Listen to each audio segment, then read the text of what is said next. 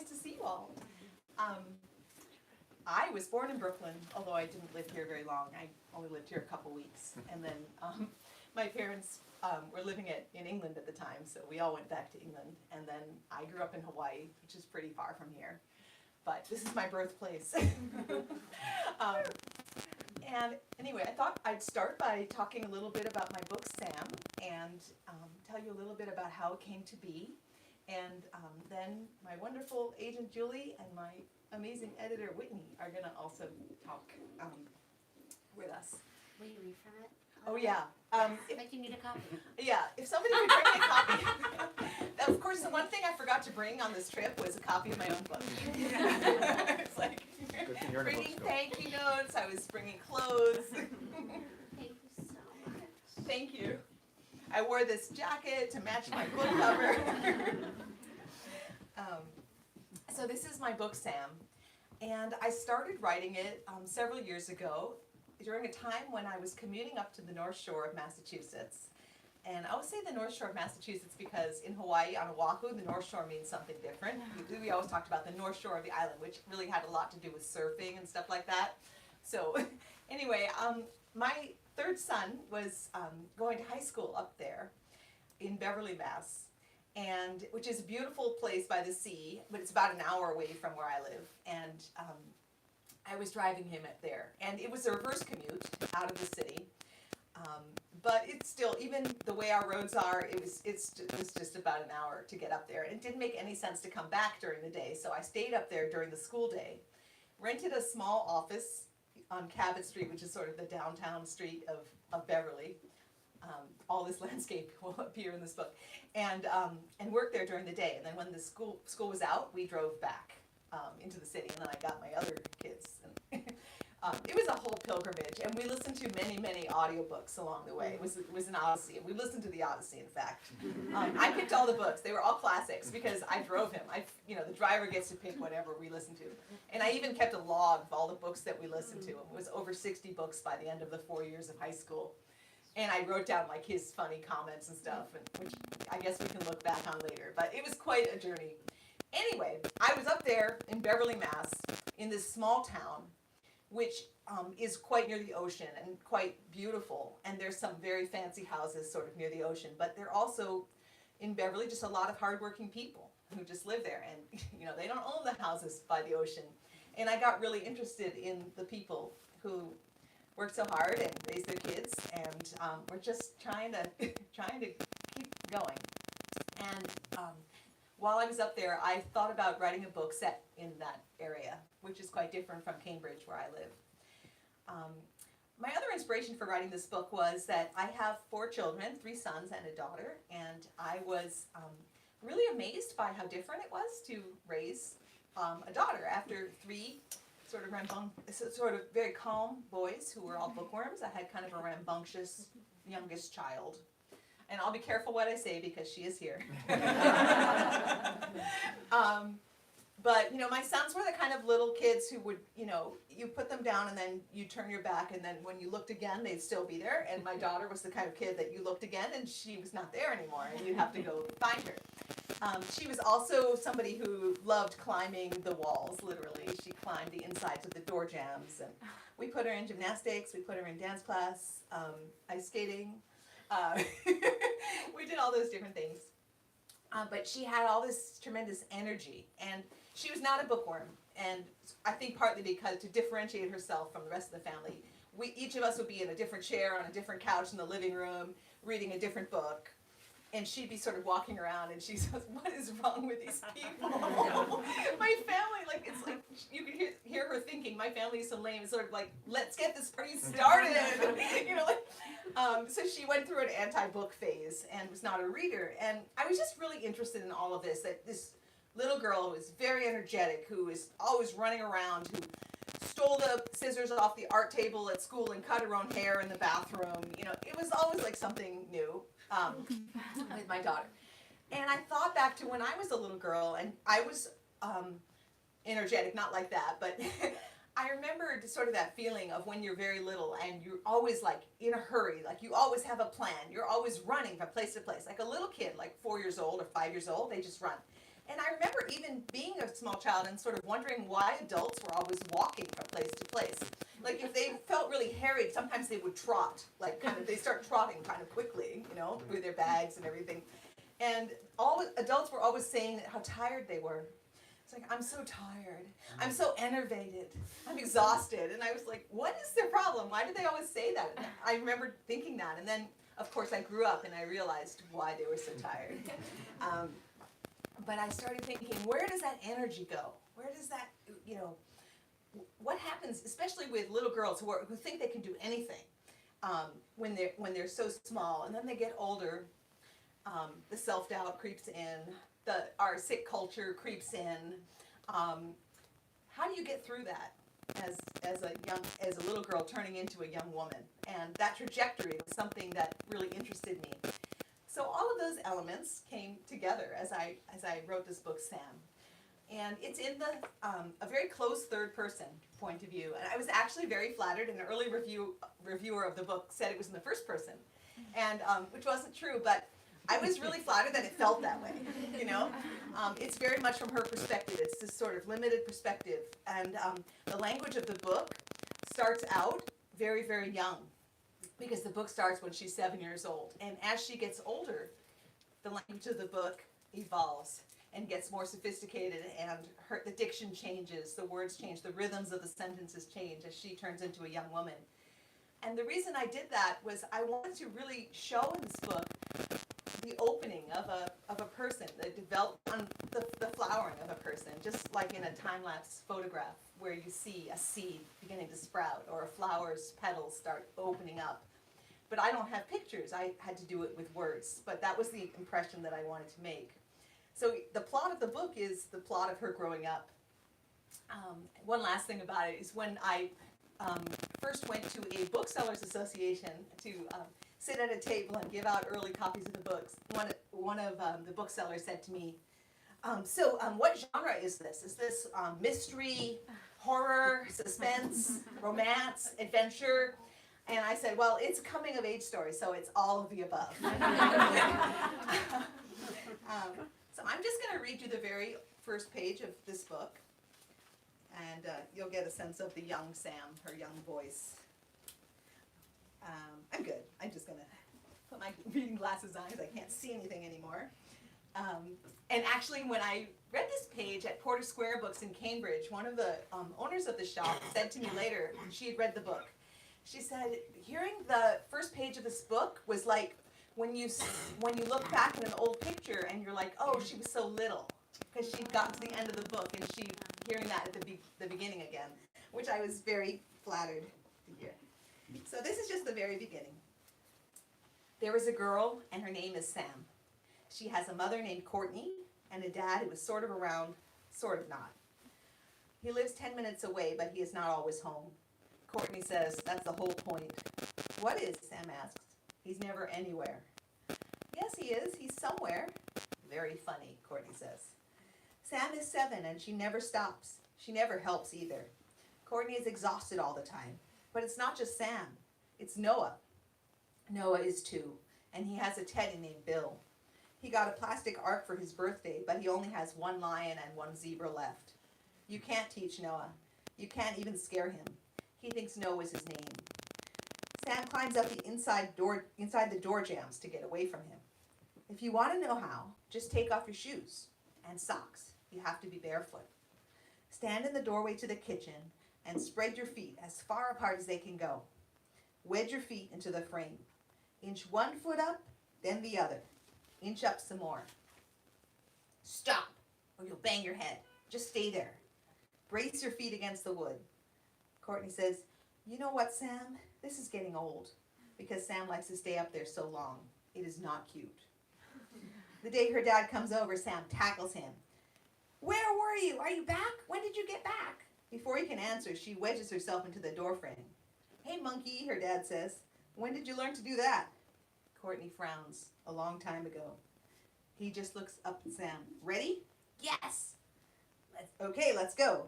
Sam jumps down on him. Where? I don't know. He's teasing, but she doesn't care. He's a jet. He's a plane. He's a parachute. He holds Sam by the heels, and pennies start falling from her clothes. She is raining pennies that were never there before, but that's what happens with her dad.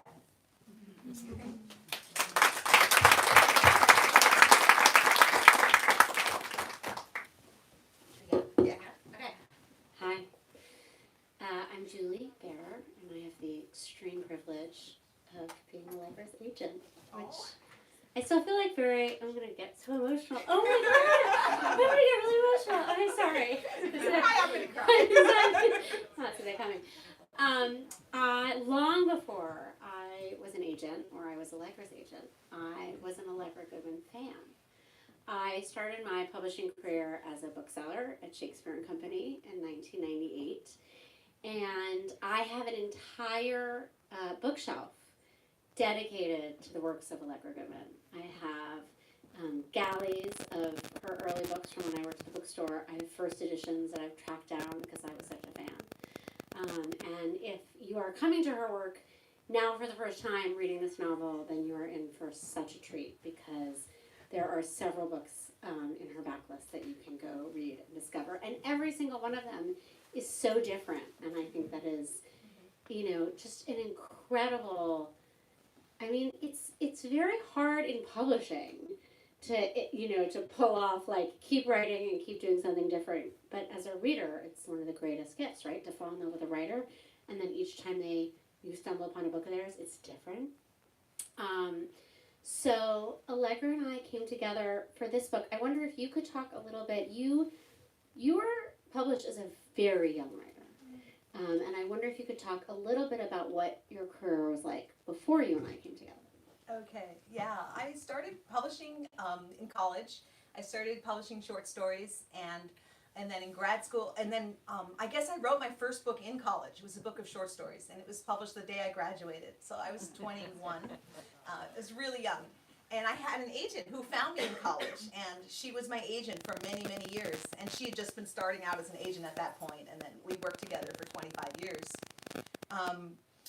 And I've written several books. As Julie said, a lot of them are really different from each other. I'm a very curious writer, and I'm really interested in experimenting. Long story short, before the pandemic, my agent she got sick. She could not work anymore, and I needed to find a new agent. At that point, she just couldn't do it anymore. It'd been many years, and that's a big deal. That's like getting married again. So, We call ourselves like the writer's other spouse. yeah, it's a really, lot. It's a lot, and I worked with one person all this time. Irene and I had been we were very close. So I turned to my editor, Susan Camel, who had also worked with me for many years. Not quite as many as Irene, but I think we did 6 books together or something like that. And I said, Susan, Irene is sick. I need to find a new agent. And she gave me some names of agents, and Julie was one of the people. And she called me and she was like, I'm going to send you Allegra Goodman. And I was like, wait, what? I was like, I don't know if I can talk. I didn't know any of this. I was like, should I show her my shelf? And I wrote Julie a message. It was like, I'm not sure you know who I am, Yeah. but I told her I had a cover letter. Like I was like, Cover letter. yeah, I had a cover letter.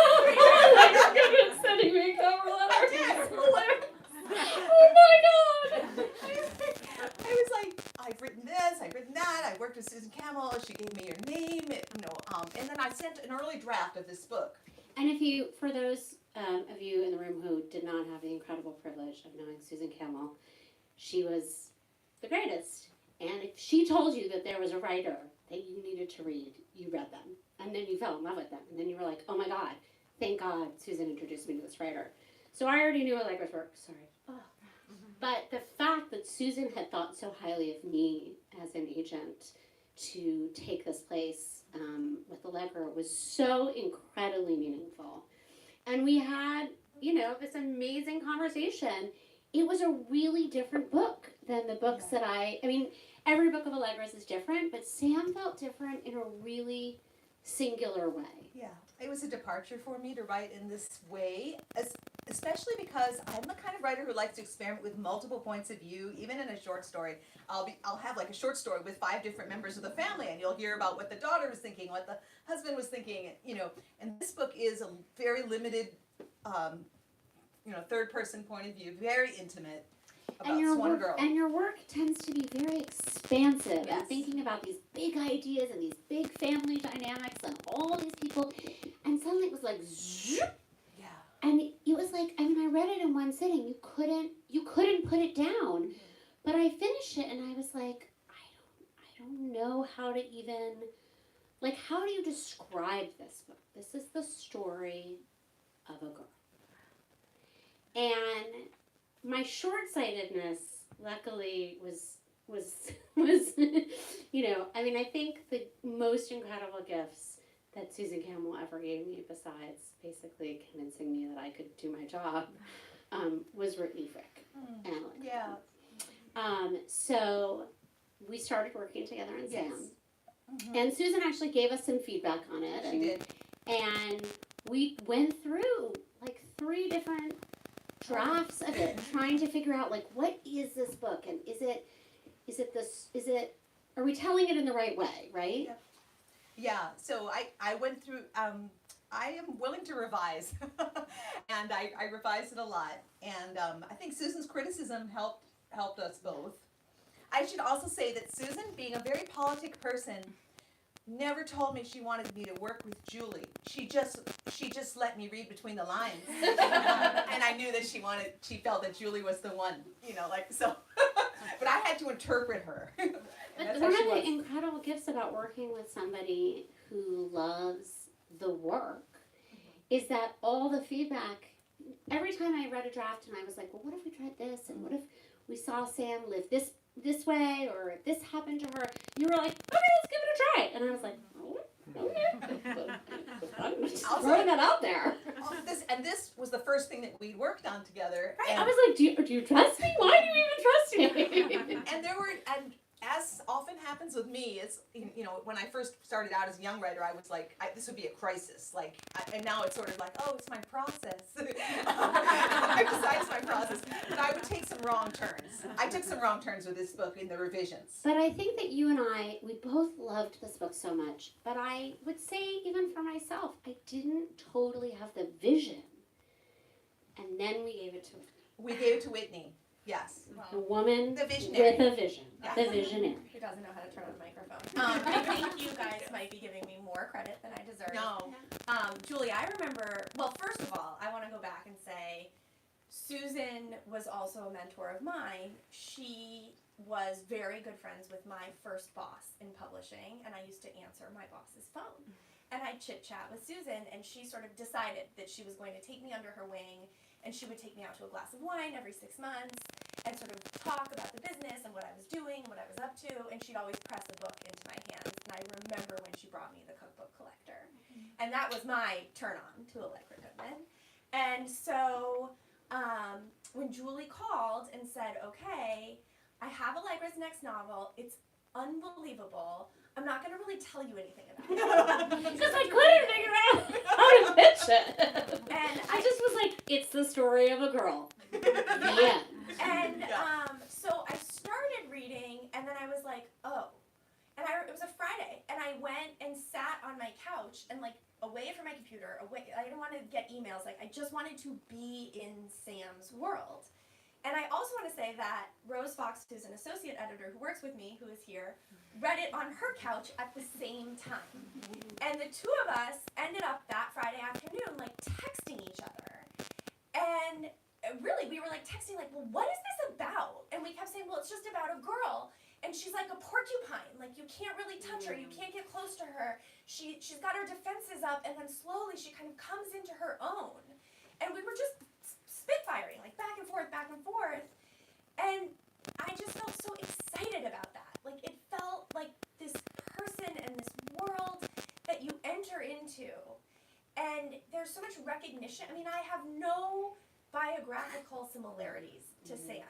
And yet, this evolution that happens for everyone, but I think maybe in particular for women, you slowly start to let the voices around you into you more. And I just found the way you portrayed that to be, it seemed effortless. Like, it's a type of effortlessness that you worked on for so long, because there is not a wasted word. It just, there's like a turning of the screws in this novel that is imperceptible. And that felt like really exciting. And so then it was just kind of like, okay, how do we talk about that in a way that everybody will get it?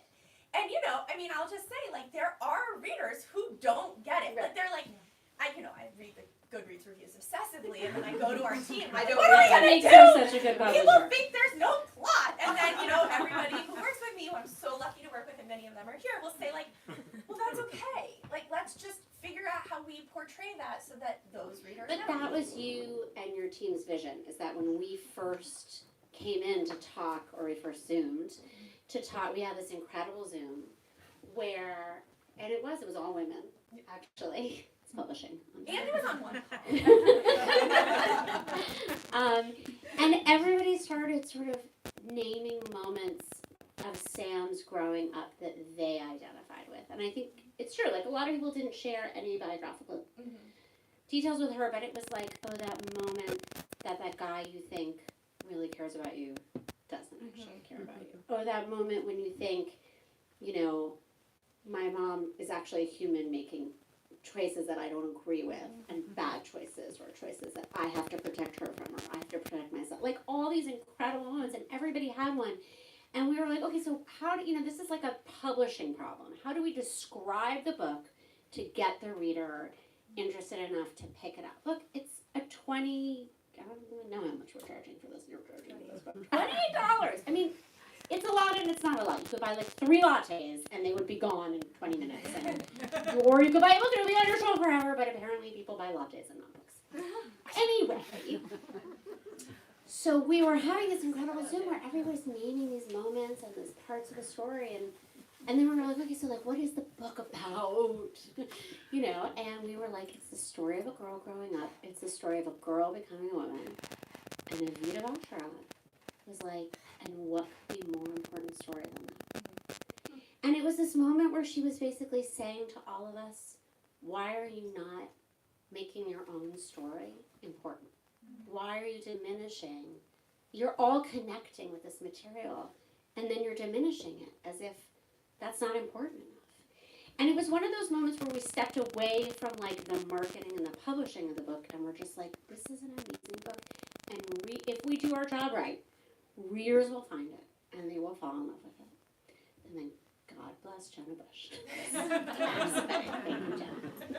I mean, I think that is, look, there's like a lot of luck and magic that happens in putting a book out into the world, and timing is never perfect, and there's always a million things, but as Emily keeps saying, that with this book there is something that just feels like magic, that there was this identification that happened for everyone who got to work on it, and then also Allegra, like, we all just love you so much. Aww. And like there's just this feeling of like this book exudes joy, and we're talking about these moments that a girl becomes a woman, and how there can be these episodes of like diminishment where you find out that the guy who you really like doesn't really like you, or you find out that your mom is flawed in a way you hadn't seen before.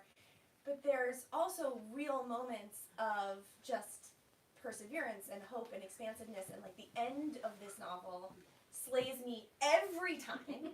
And part of it is because Sam finds the thing she's good at and the thing she enjoys. And I think there was an element of that for so many of us who got to work on the book, where it felt like this is the thing we really enjoy doing. And like talking about books like this is the thing that brings us joy.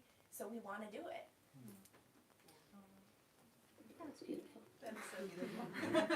I also do think that there's something really meaningful about the fact that you said when we started working on this book, you didn't want to tell a story about a girl who and then became a professional tennis player and won the U.S. Open. It wasn't about a girl whose dreams were so outside of normal experience, or that whatever it is that she accomplished or learned or was good at, then radically changed her life. It was a normal person's life and a normal person's experience.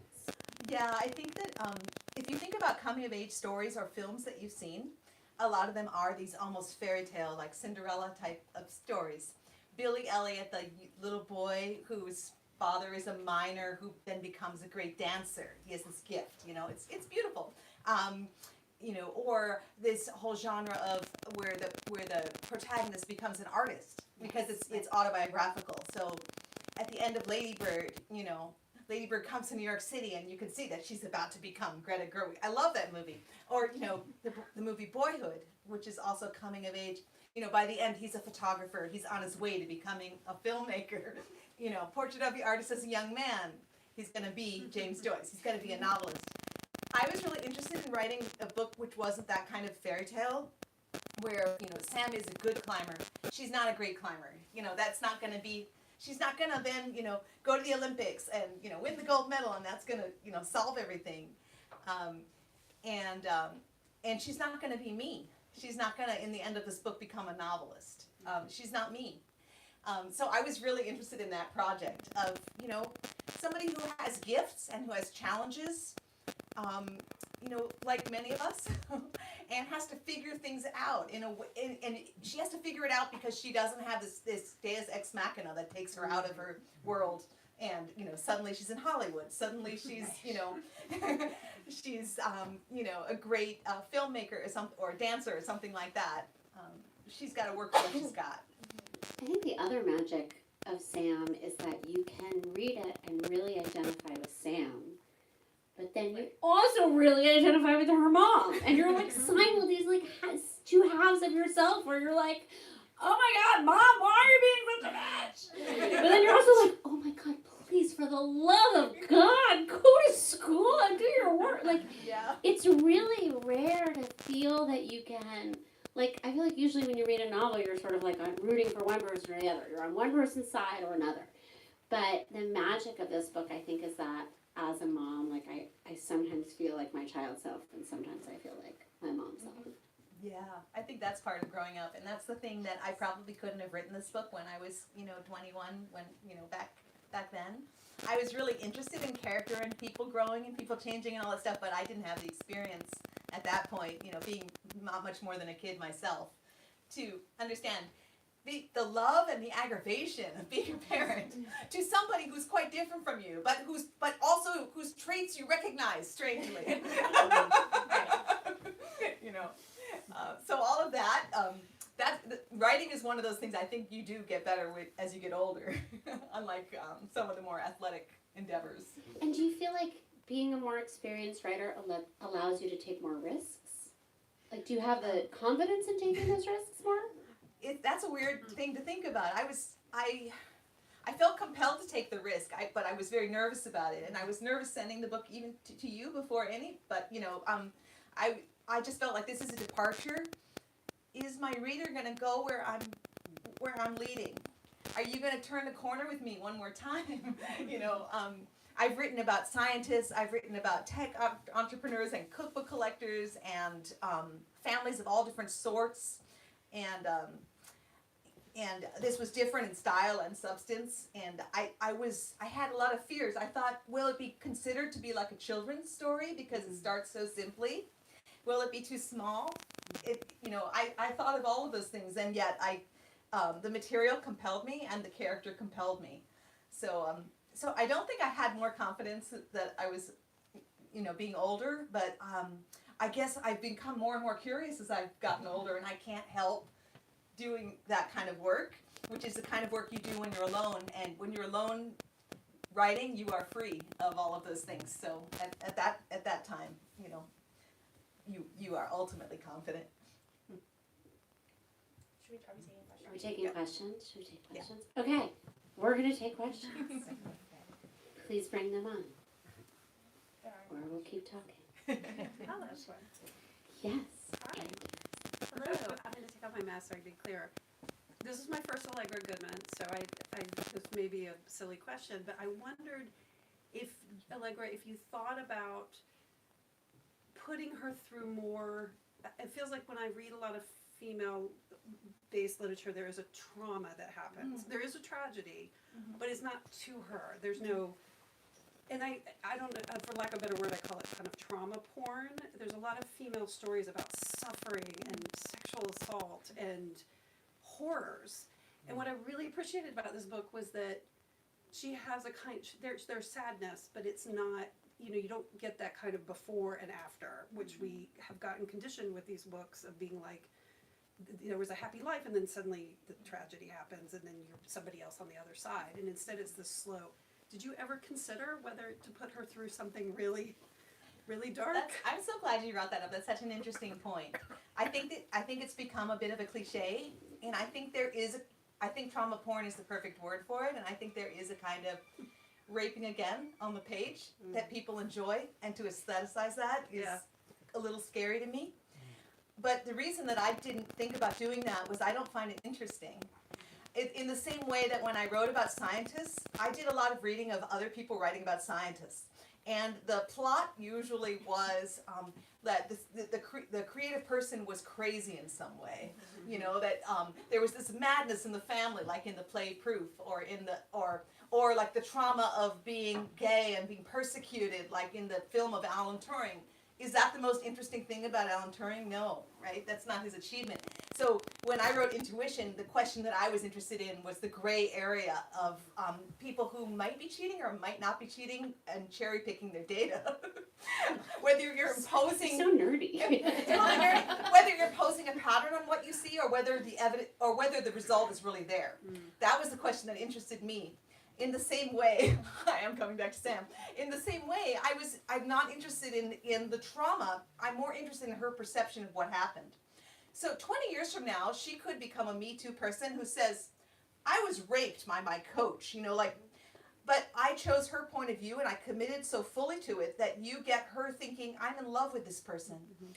I care about him. It was consensual. I was with him. So you're within her perspective the whole time, which is risky choice in many ways because I don't stand back and make that judgment, and I also don't reap the benefits of the drama of the trauma. But again, it's just sort of like this is what I think is more interesting. I want to ask a question now. I mean, you just so clearly articulated what the driving question was for Intuition, and I know you have this driving question for Sam. Is that how you work? Like, you start out with one question and then you go for it? Or does the question come after you've been working through the idea? That's such a good question. I wish I could say I started with a question because it would make me seem more intellectual, but I don't. I start with the character and the voice, and the questions emerge from the character. And the reason is because I commit so fully to the point of view of the character that the question is really the character's question more than mine. So that's one of the differences between writing imaginative fiction and writing an essay, or like a book about scientific fraud and accusations. Like you can do that, but what can you do as a fiction writer? What can you contribute as a novelist to this discussion? What I can contribute is intimacy, identification with the character, where the reader also identifies, complicity with the character, where you're sucked in. So I give up that objectivity and that editorializing that can happen in other genres. You said that the Sam's voice changes as she matures. Had you done that before, and were you influenced by Portrait of an Artist? Or? I love the way Portrait of an Artist starts with this almost baby talk in the beginning, and it does evolve. I had not done that before, and no, I don't think I've done it before. Just showing somebody's voice changing in that way, or somebody's thoughts changing in quite that way. Although many of my characters have certainly gone on journeys of different kinds and discoveries. In the back. You said that your daughter didn't start out as a bookworm. Has that changed? And has she read this book? Okay, Miranda, you're up. My daughter's right there. Miranda. My daughter's here. Defend yourself if you can. You can take off your mask if you need to answer this. Or Katie, do you want to talk about it was like to raise a daughter who didn't start out as a reader? Happy for the book now that would help to inspire. Yeah, I did read the book. My mom is really funny. She is very private about her books, and she just was carrying this advanced copy around in her bag. And we were in a hotel room together, and she didn't say anything. It was just laying there. She wasn't gonna tell me anything. And then she's like, "Do you want to read this?" And I was like, "No." Her usual answer. I don't read most of her books because she's my mom. And then I was bored, so I just started flipping the pages, and it's like to Miranda. And I'm like, what? You didn't tell me that you dedicated a book to me? And then I was like, of course I'm going to read it. It's about me. Yeah, I mean, and then, defending my, book thing. Yeah, it was definitely my family is so boring. What are we doing? Let's have some activity. Let's go climbing. I definitely think that started my hatred of books. But I definitely turned the corner, started reading. I mean, it was just the boredom in that house was so bad. I didn't really have a choice. I didn't have a choice. I just had to start reading the books, right? Like, See, this is the chapter that's not in that book, Raising the Reader. It's one strategy. Conditions Just have to be right. the boredom has to be that bad. Was there no TV in We do have TV, but I don't know how to use it. You know, it's like one of those things with like 30 remote controls, and so yeah.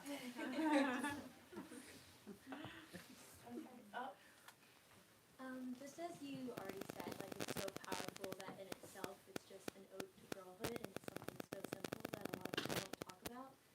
Sam's younger brother having like an invisible disability, it's also portrayed in such a normal way that it was like beautiful to read, where it wasn't made into this big deal, it wasn't inspiration porn, it was just realistic. What was kind of your thought process in including that? Was it that from the start, or did it just kind of grow into Noah's character arc like that? Oh, that's such a good question. Thank you. You know, it's funny. Julie kept saying to me as I was revising the book, we need more of Noah, the brother. I don't know who he is. I don't know what's going on with him. And he evolved, and he, you know, he's not neurotypical. And you're right. Again, it wasn't it. He's the member of their family, so they just think of him as a person. And it's kind of startling to Sam when somebody says, "Oh, does your brother have special needs?" You know, and she's startled by that question because they never think of it that way. In the same way that she doesn't think of it as abuse when she gets involved with, you know, dangerously involved with somebody older. And again, just like choosing it from the inside out, showing Noah from the inside out. But you know, I think to me it was very real that he was part of their family. And her, you know, Courtney, the mom, who's a single mom, you know, she has 2 kids, and one of them does need a lot of extra help. And they don't have a lot of resources to help him, you know, and it's a big part of Sam's life that she helps her brother. To me, you know, it was just real. What was your most inspirational or the most impactful feedback that you've received from Sam? Oh, that's a good question. I think something that Julie said to me early on really, really impacted me as I was revising the book. And it was when I was struggling with a draft that was not working at all. And I have an agent who's really honest, and she will, like, if she says she loves something, she really loves it. And if she says it's not working, it's really not working. And I figured that out early, even though this is our first book. But she said to me during a time when I was flirting with the idea of like, oh, it's too small, like the book has to be bigger. I have to add more plot. I have to do more, there has to be more going on in this book. She said, what's small about it is what makes it special. And like I wrote those words down that you said to me on the phone, as disappointed as I was that it wasn't working, that what I was doing wasn't working, and I just decided to embrace it at that point. So I think at that, you know, I try to be fearless, but you know, you need some encouragement and some guidance, and that really helped me. And I was like, okay, if we're gonna do this, I'm just gonna embrace what it is. I'm gonna embrace Sam for what she is. This is her book, and it's gonna stay small. And that's what's going to make it different, you know. So that really helped me early on. Any other questions? Hi. I've heard that you're working on a new book that's pretty different than Sam. Maybe historical fiction. And I'm curious, all of your books, I mean, The Chalk Artist is so different than Sam. Sam is so different from what you're working on now. Do you get energy as a writer from doing the thing that you haven't done before? Or is there also a temptation, now that you've written a book like Sam, to, this book has succeeded in a really beautiful way. It's touched people in a way. Do I want to do that again, or do you feel like you have to constantly push yourself to? It's not like I feel like I have to, but I just want to. Like I want to explore because I'm curious, and I have a lot of different stories inside of me, and in the case of my new novel, I didn't have to make a choice. I didn't have to worry, like, should I do another book like Sam? Because I wrote them at the same time, which is really weird to think about. So good. And I'm really interested in, I want to be a writer who is versatile. I'm interested in different kinds of voices, in different worlds, and in entering into those things. That said, if any of you guys read different books of mine, you'll see some themes that recur. I'm really interested in women. I'm interested in religion. I'm interested in ritual. I'm interested in belief and doubt. I'm interested in intergenerational conflict. I'm interested in history. And all of those things are through lines in my work. But I love experimenting with different voices. And this is going to sound really strange, but to me, writing, the art form I would compare my own work to is being an actor more than anything else. You know, I sit there by myself and I don't see you guys yet, but I think of myself as a performer. Except not only am I an actor, but I'm also building the set, and I'm also doing the lighting. And and perhaps most interestingly, I'm the casting director. So if I have ideas, I cast them with certain characters. And if I have characters, I cast them with certain ideas, and I match those things up. So this is all the theater for your imagination. And so as a performer, just like an actor likes to try to play many parts in their career, I like to play many parts as a writer. And I have the advantage that I'm not limited physically by age or gender or, any of those things. Guys are in for a treat. 2025. In the meantime, go by the back. Thank you. Thank you so much for coming.